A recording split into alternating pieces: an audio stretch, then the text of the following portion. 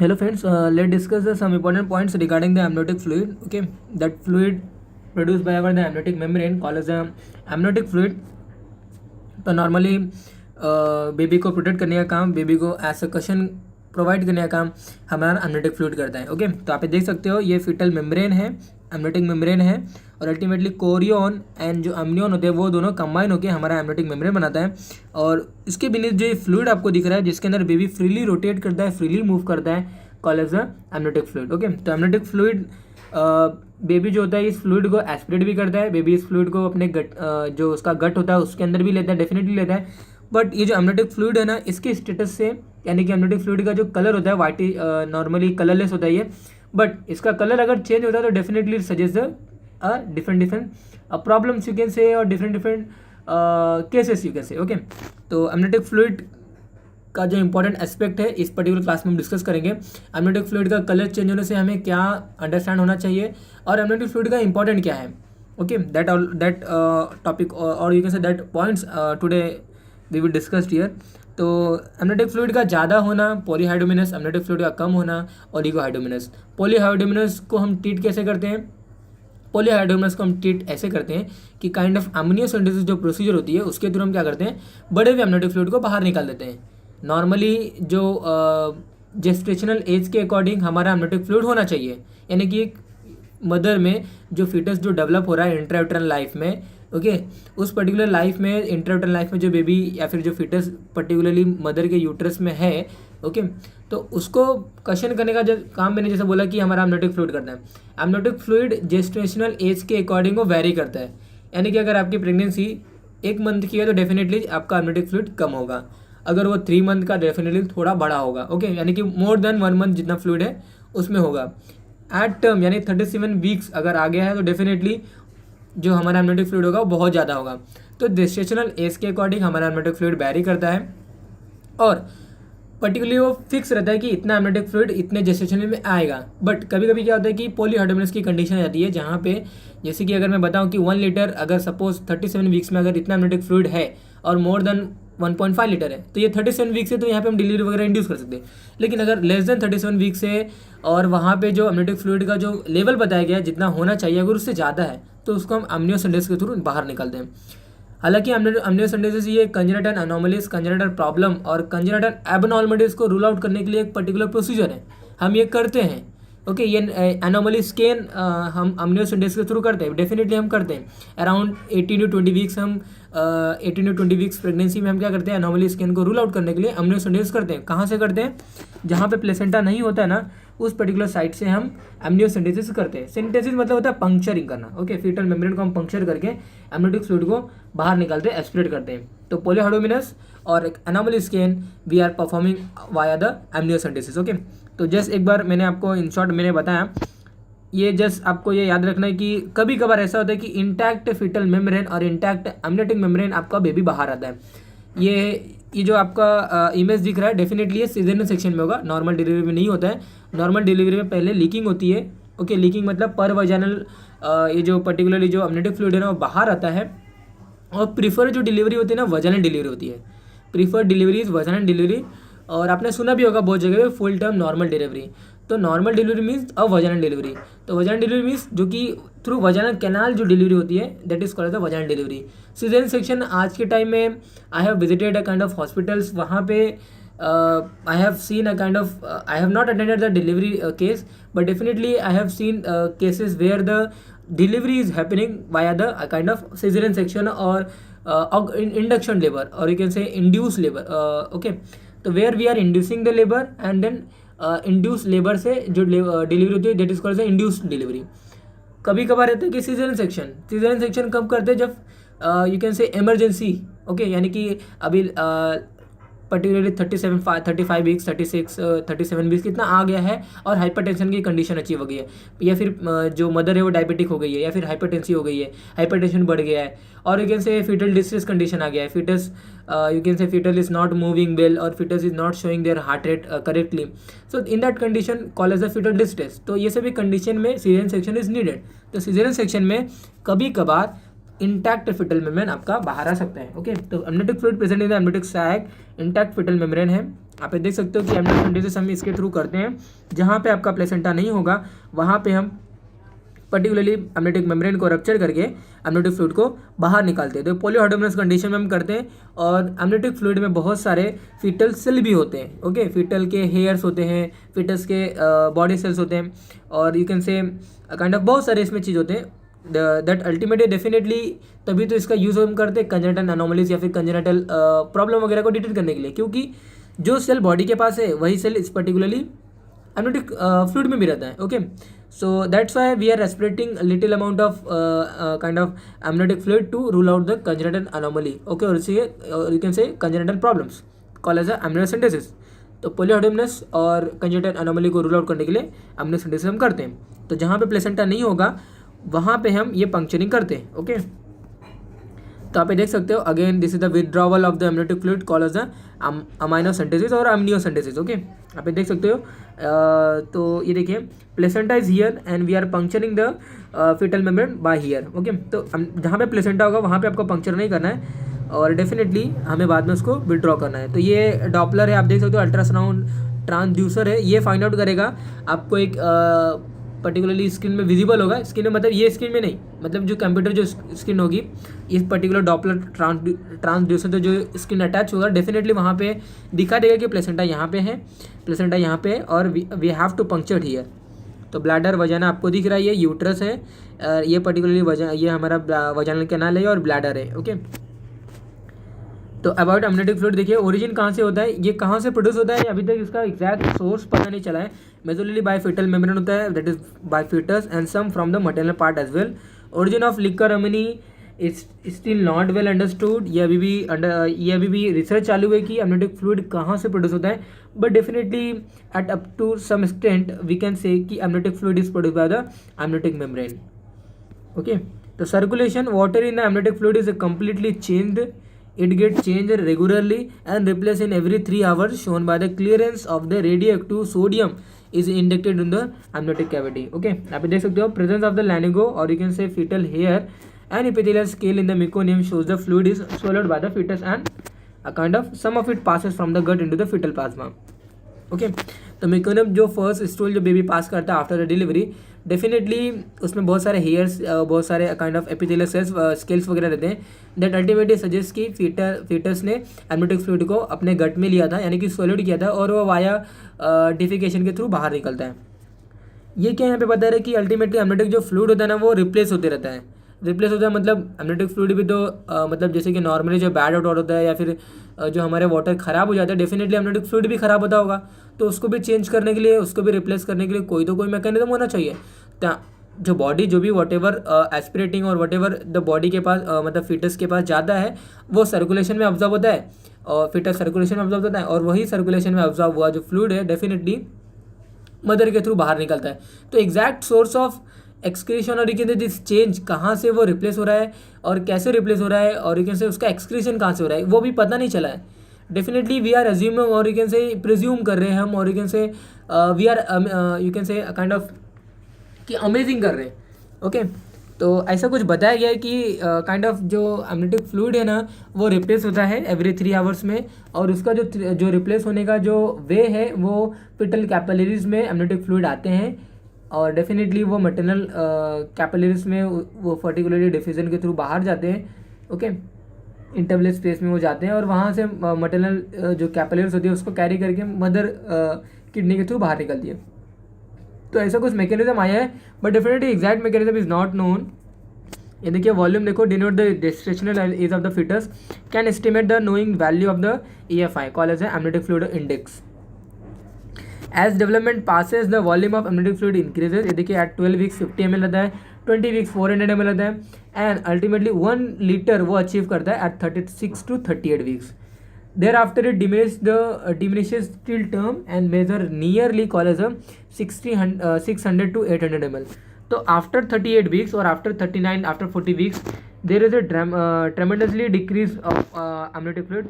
आप लेवल देखते हो 600 to 800 ml, 36 से 40 वीक्स तक 1 लीटर रहता है, 1 लीटर या फिर 1 लीटर 200 ml ऐसा कुछ रहता है. बट डेफिनेटली आफ्टर 40 या फिर आफ्टर 38 आप देख सकते हो कि there is a diminishes of our amniotic fluid call as 600 to 800 ml. तो ऐसे प्रेगनेंसी कंटिन्यू तो पोस्ट टर्म जो प्रेगनेंसी होती हैं, पोस्ट टर्म जो डिलीवरी होती है, यानी आफ्टर 42 वीक्स जो प्रेगनेंसीज होती हैं पोस्ट टर्म, हम किसे बोलते हैं, टर्म किसे बोलते हैं, 37 weeks. Okay 37 weeks. Pre term किसको बोलते हैं, लेस देन 37 वीक्स जो डिलीवरी होती है call as pre term delivery. Okay. और पोस्ट टर्म किसको बोलते हैं, आफ्टर 42 वीक्स. ओके. तो 37 to 42 weeks is call as a term delivery, less than 37 weeks is call as a pre term delivery, और after 42 weeks is call as a post term delivery. Okay. तो अगर pregnancy continue रहती है after 42 weeks तो definitely जो volume होता है amniotic fluid का कम होते जाता है और फीटल डेथ के चांसेस बहुत ज़्यादा बढ़ जाते हैं. तो further reduction occurs about 200 ml at 43 weeks. आप ये देख सकते हो at 43 weeks there is a only 200 ml. Remember what you have to remember, after 38 weeks volume start to decrease drastically. On 40 weeks the level reaches around 600 to 800 ml. Okay. ये देखिए अगर आप as 2 to 3 weeks more passes amount reaches up to the 200 ml. जैसे मैंने आपको बताया कि eight 43 weeks वो 200 ml हो जाता है. तो मोर देन 40 वीक्स या 40 वीक्स के अगर हम 2-3 हफ्ते भी अगर ज़्यादा गए तो डेफिनेटली वॉल्यूम जो होता है बहुत ही कम हो जाता है. एमनियोटिक फ्लूइड ऐसे कुछ रहता है हमारा स्टॉक कलर, पेल स्टॉक कलर रहता है. इनिशियली वो पहले कलरलेस होता है, बाद में जैसे ही अराउंड 30 वीक्स के ऑनवर्ड्स क्या होता है वो पेल स्टॉक कलर हो जाता है. डिपेंड ऑन द जेस्टेशनल होती है इसकी quantity and secreted by the placenta, fetal membrane and fetal itself encloses in the amniotic cavity. जैसे मैंने आपको बताया कि एमनियोटिक कैविटी में एमनियोटिक फ्लूइड हमारा रहता है और इसका जो कलर है जैसे आप देख रहे हो पेल स्टॉक कलर रहता है. Depend on the gestational age कितनी क्वांटिटीज़ की होगी और कहाँ से सीक्रेट होगा उसका exact source is not known. But definitely we are assuming कि प्लेसेंटा, फीटल मेम्ब्रेन और फीटल खुद एमनियोटिक फ्लूइड को ये क्या करता है, फॉर्म करता है. फीटल खुद अपने आप को सीक्रेट करता है, मीन्स अ काइंड ऑफ मतलब फीटल जो यूरिन करेगा. ओके. या फिर फीटस वॉट एवर मतलब नॉर्मली जो फीटल का जो सोर्स होता है ना यूरिन रहता है. तो यूरिन से क्या होता है कि फीटस जो भी यूरिन करेगा ना वो एमनियोटिक फ्लूइड की क्वांटिटी को बढ़ाएगा. तो ऐसा बताया गया कि अगर अनोमली, अगर रीनल अनोमली अगर रहती है फीटस में तो डेफिनेटली जो ओलिगोहार्डिमनस की कंडीशन आती है. Okay. Oligohydramnios means a kind of you can say ऐसा बताया गया कि पॉलीहार्डिमनस और ओलिगोहार्डिमनस से कंडीशन आती कैसे. ओलिगोहार्डिमनस में फ्लूइड का लेवल बहुत कम है. फ्लूइड का लेवल कम है मतलब क्या होगा कि फीटस में कुछ प्रॉब्लम होगा क्योंकि फीटल जो एक्सक्रीट करेगा in the form of urine, definitely वो यूरिन कुछ ना कुछ क्वांटिटी तो एमनियोटिक फ्लूइड को बढ़ाएगा. एमनियोटिक फ्लूइड की क्वांटिटी को बढ़ाने के लिए यूरिन भी रिस्पॉन्सिबल होता है, फीटल यूरिन भी रिस्पॉन्सिबल होता है. इसीलिए अगर अ काइंड ऑफ रीनल अजेनेसिस अगर होता है फीटस को तो डेफिनेटली ये ओलिगोहार्डिमनस में हम फीटस को डिटेक्ट करते हैं कि रीनल अजेनेसिस है या नहीं. कंजेनिटल एनोमलीज है ओलिगोहार्डिमनस, पॉलीहार्डिमनस. पॉलीहार्डिमनस क्या करेगा, ईसोफेजियल एट्रेजिया है क्या, ओके, इंटरस्टिशियल एट्रेजिया है क्या, या फिर अ काइंड ऑफ ट्रेकियो ईसोफेजियल फिस्टुला है क्या, इसको रूल आउट हम करेंगे अगर पॉलीहार्डिमनस कंडीशन आएगी. क्यों पॉलीहार्डिमनस मीन्स क्या होगा कि फ्लूइड ज़्यादा है, एमनियोटिक फ्लूइड ज़्यादा है, जितना बताया गया उस लेवल पे जेस्टेशनल एज में उससे ज़्यादा है, कॉल एज अ पॉलीहार्डिमनस. तो फिटस अगर बॉडी में लेगा ही नहीं, उसको एस्पिरेट करेगा ही नहीं, तो डेफिनेटली जो एमनियोटिक फ्लूइड का लेवल होगा तो बढ़ेगा ही ना. तो कहने का मतलब क्या है कि oesophageal atresia means oesophagus stenosis हो गया है. ईसोफेगस नॉर्मली डेवलप नहीं हुआ है, call as a oesophageal atresia, call as a oesophageal stenosis. Okay. या फिर पाइलोरिक स्टेनोसिस होगा, या तो काइंड ऑफ ड्यूडेनल एट्रेजिया होगा, या फिर इंटेस्टिनल एट्रेजिया होगा. तो ये सभी प्रॉब्लम जो है ना we can assume by the ultrasonography. तो पॉलीहार्डिमनस, ओलिगोहार्डिमनस ये जो कंडीशन है definitely it reflects the many congenital anomalies. But ये भी एक जेस्टेशनल एज जो है ना क्राइटेरिया वो भी वैरी करता है कि फ्लूइड लेवल नॉर्मली कम हो जाता है आफ्टर 43 वीक्स या फिर आफ्टर 40 वीक्स. ओके. तो ये देखिए फिजिकल फीचर क्या है, नॉर्मल कलर ऑफ जो फ्लूइड होता है अर्ली प्रेगनेंसी में कलरलेस होता है एंड नियर टर्म या फिर 30 वीक्स के ऑनवर्ड्स वो पेल स्टॉक कलर होता है due to the presence of the exfoliated lanugo and epidermal cells of the fetal skin. It may look turbid due to the presence of the vernix केजियोजा.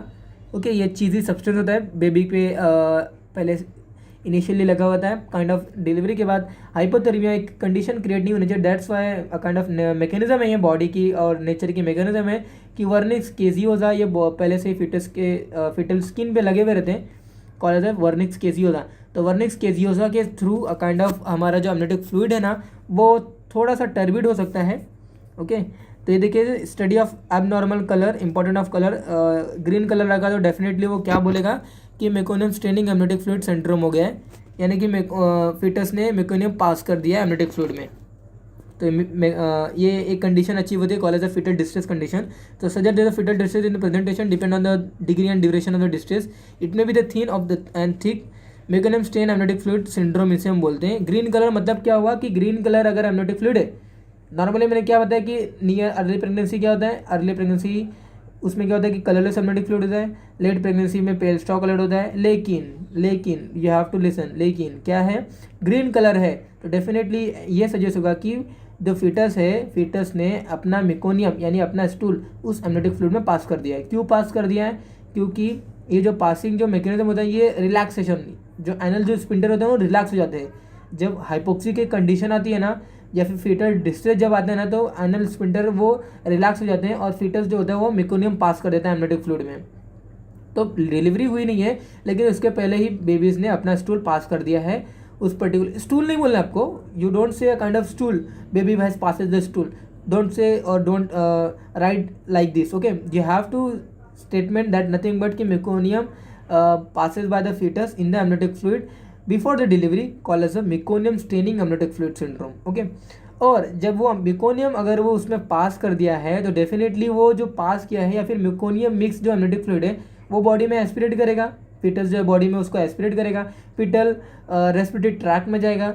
तो ये जो amniotic fluid है ना ये normally बाहर नहीं निकलता है, ये सर्कुलेशन में नहीं आएगा, फिटल सर्कुलेशन में नहीं आएगा ये, okay. And that's why lungs पूरा भरा हुआ रहेगा, lungs get fully filled with this meconium staining amniotic fluid and that's why after the delivery जो पर्टिकुलरली जो बेबीज़ होते हैं या फिर जो काइंड ऑफ जो इन्फेंट्स होंगे डेफिनेटली उनका प्रॉपर रेस्पिरेशन नहीं होगा, okay, due to the pulmonary collapse due to this particularly fetal distress और कैसे due to this particularly meconium staining amniotic fluid cause by the fetal distress. तो इसीलिए बहुत सारे ऑब्स्टेटिक सोनोग्राफी हम रूल आउट करते हैं कि कोई कॉर्ड अराउंड द नेक तो नहीं है या फिर पोलियोहाइड्रोमनस कंडीशन तो नहीं है या फिर ओलिगोहाइड्रोमनस कंडीशन तो नहीं है, ताकि फिटल डिस्ट्रेस ना आए। फिटल डिस्ट्रेस इनिबिट करेंगे तो मेकोनियम पास नहीं करेगा baby, that you to remember. Meconium pass कैसे किया, एनल स्पिंडर रिलैक्स होते हैं, हाइपोक्सिया अचीव होती है तो एनल स्पिंडर रिलैक्स हो जाते हैं और डेफिनेटली उसकी वजह से क्या होता है, एनल स्पिंडर रिलैक्स हो गया तो क्या होगा कि रेक्टम में जो स्टूल है जो स्टोर है एनल स्पिंडर जब तक रिलैक्स नहीं होगा तो वो रेक्टम में ही रहेगा, लेकिन जैसे ही वो रिलैक्स हो जाए डेफिनेटली वो एमनियोटिक फ्लूइड में मिल जाते हैं। तो गोल्डन कलर कब होगा, ये देखिए RH इनकॉम्पेटिबिलिटी ये पर्टिकुलरली शो करता है हमारा गोल्डन कलर अगर एमनियोटिक फ्लूइड हो गया। तो मेन रीज़न ये देखिए बताया कि RH इनकॉम्पेटिबिलिटी का मेन रीज़न बताया गया है कि break down of fetal RBC, अगर RBC जो है फिटस के जो RBC हैं अगर वो ब्रेक डाउन होंगे या फिर उनका डिसइंटीग्रेशन होगा तो डेफिनेटली उन्हें हम क्या बोलते हैं, RH इनकॉम्पेटिबिलिटी बोलते हैं। तो ये ब्रेकडाउन ऑफ फिटल RBC की वजह से क्या होता है कि जो एमनियोटिक फ्लूइड का जो कलर होता है ना वो गोल्डन कलर हो जाता है and result in the relax देखिए release of the excessive amount of the bilirubin in the fluid that is reflect with the golden colour of the amniotic fluid. Dark colour देखिए seen in the concealed accidental haemorrhages and placenta previa में be the one of the cause. तो during the pregnancy अगर कोई haemorrhages या फिर during the you can say bleeding वगैरह होती है और वो ब्लीडिंग पार्ट अगर वो एमनियोटिक फ्लूइड में आता है तो डेफिनेटली जो कलर होगा एमनियोटिक फ्लूइड का वो डार्क रेडिश कलर हो जाएगा, ओके। तो abnormal colour of the fluid आप देख सकते हो, ये ग्रीन कलर है, ये लाइट ग्रीन है, ये लाइट ब्राउन है, ये ब्राउन कलर है, ये ब्लैक कलर है। नॉर्मली ये हमारा रहता है a kind of pale straw colour और अ कलरलेस, ओके। तो abnormal color of the fluid that reflect the a number of problem. So during pregnancy it act as a shock absorber protecting the fetus from the possible extraneous injuries, okay। And mother को अगर कोई injury लगती है in the abdomen और you can say over the abdomen definitely fetus को वो injury नहीं लगेगा क्योंकि less chance to injured our fetus because this is a main you can say kind of protect by our the amniotic fluid. तो cushion का काम करता है, शॉक अब्जॉर्बर है, प्रोटेक्ट करता है फिटस को फ्रॉम पॉसिबल एक्सटर्नस और external injuries. It maintain an even temperature fluid distance the amniotic sac and there allow the growth and the free movement of the fetus. So it prevent the adhesion between the fetal parts and amniotic sac. Okay, again the adhesion between the fetal parts and amniotic sac तो उसको addition करने से भी ये prevent करता है। And it's nutritive value is negligible because of the small amount of the protein and salt content. तो baby को नरिश नहीं करता है, बेबी को प्रोटेक्ट करने का काम करता है, शॉक एब्जॉर्बर का काम करता है। Okay, and prevent the adhesion between the fetal parts and the amniotic sac. Okay, तो इतने सारे इसके यूजेस हैं। ड्यूरिंग द लेबर देखिए, जो नॉर्मली हमें प्रेफर करना चाहिए कि vaginal delivery, normally vaginal delivery हमें प्रेफर करना चाहिए क्योंकि कोई भी जो असेप्टिक कंडीशन, वजाइनल कैनाल की असेप्टिक कंडीशन, जैसी फिटल मेम्ब्रेन रप्चर होगा ना, रप्चर होने के बाद जो एमनियोटिक फ्लूइड बाहर आएगा वाया वजाइनल कैनाल, वो पूरा वजाइनल कैनाल को क्या करता है, डिसइंफेक्ट कर देता है। ओके, यानी कि जो एमनियोटिक फ्लूइड वो एंटीसेप्टिक का काम करता है, vaginal canal fully free from organism हो जाते हैं, कोई भी माइक्रो ऑर्गेनिज्म एंटीसेप्टिक कंडीशन वहाँ पे वो अचीव करता है। Amnion and chorion are combined to form a hydrostatic wedge which help in the dilatation of the cervix during the uterine contraction. It prevent the marked interference with the placenta circulation so long as the membrane remain intact. ये intact membrane का काम करता है, preterm delivery होने से रोकता है। It flushes the birth canal at the end of the first stage of the labour and by its aseptic and bacterial action it protect the fetus and prevent the ascending infection to the uterine cavity. तो during the pregnancies होता क्या है कि ये membrane एक already cover करके रखता है, वजाइनल के थ्रू अगर कोई इन्फेक्शन अगर जाता भी है तो फिटस को नहीं जाएगा क्योंकि मेम्ब्रेन है। और ड्यूरिंग द डिलीवरी भी ये प्रोटेक्शन का काम करता है, एंटीसेप्टिक का काम करता है। कैसे? जब एमनियोटिक फ्लूइड रप्चर होगा, बेबी रप्चर होने के बाद ही पास होगा, तो एमनियोटिक फ्लूइड जब बाहर आएगा वजाइनल कैनाल के थ्रू तो पूरे वजाइनल कैनाल को वो वॉश आउट करता है या फिर वो एंटीसेप्टिक कर देता है, डिसइंफेक्ट कर देता है। Okay, and that's why it help in the it maintain the aseptic and bacterial action during the vaginal delivery as well, or it prevent the ascending infection to the uterine cavity during the pregnancy as well. Okay, so in first of the pregnancy fluid is almost identical to the transduate of plasma, but in late it get contaminated due to the urinary metabolites. Composition देखिए, water जो रहता है 98 to 99% water रहता है। Clinical important देखिए, study of amniotic fluid provide the useful information about the well being and also the maturity of the fetus is assessed by the amniotic fluid index. Current state of the baby during the pregnancy can be estimated by the calculating and the measure amniotic fluid by AFI। तो AFI से हम particularly amniotic fluid कितना है वो calculate करते हैं, और जैसे मैंने आपको बताया कि पॉलीहाइड्रोमिनस है कि ओलिगोहाइड्रोमिनस है, उससे भी हम पर्टिकुलरली असेस करते हैं कि फिटल स्टेटस क्या है। जैसे कि मैंने आपको बताया कि kind of pyloric stenosis, oesophageal atresia, kind of you can say duodenal atresia, okay, then intestinal atresia. तो ये सभी जो कंडीशन है, ये सभी कंडीशन में पॉलीहाइड्रोमिनस रहता है। ओलिगोहाइड्रोमिनस कंडीशन में रीनल एजेनेसिस या फिर कोई रीनल एनोमली, ये सभी प्रॉब्लम हो सकता है। तो ओलिगोहाइड्रोमिनस और पॉलीहाइड्रोमिनस दोनों ही कंडीशन हमारे लिए इंपॉर्टेंट है। तो poly means the high more than usual of the amniotic fluid and oligo means the low level of the amniotic fluid. The both denote the some maternal and fetal problem. Calculated by the AFI means amniotic fluid index, and drainage of the liquor from the ruptured fetal membrane indicate the indication of the labor or delivery time. Okay, that मैंने आपको starting में बता दिया कि अगर पर vaginally अगर कोई बाहर फ्लूइड अगर लीक आउट होता है और जो जेस्टेशनल एज है अगर वो बढ़ गया मीन्स अगर वो 37 के अराउंड जेस्टेशनल एज है और लीकिंग हो रही है कुछ फ्लूइड का, तो डेफिनेटली जैसे कि ट्रू लेबर स्टार्ट हो गया है। बट ये आपको याद रखना है कि काइंड ऑफ हर एक लीकिंग या फिर फ्लूइड का लीक होना ये डिनोट नहीं करेगा कि एमनियोटिक मेम्ब्रेन रप्चर हो गया। तो इसलिए हम पर वजाइनली एग्जामिनेशन भी करते हैं कि ये मतलब मेम्ब्रेन जो है रप्चर एग्जैक्टली हुआ या नहीं हुआ है, कि ये कोई डिस्चार्ज वगैरह है, तो उसको रूल आउट पहले करते हैं, then after that we are proceeding with the delivery. तो ड्रेनेज ऑफ द लिकर अगर काइंड ऑफ लिकर या फिर काइंड ऑफ जो फ्लूइड अगर बाहर निकल रहा है, एमनियोटिक फ्लूइड अगर बाहर निकलना स्टार्ट हो गया, फिर लीकिंग स्टार्ट हो गया पर वजाइनली, तो डेफिनेटली जैसे कि जो प्रेगनेंसी हो गया वो कंटिन्यू या फिर वो अभी डिलीवरी का टाइम आ चुका है। ओके, तो that is all about our amniotic fluid.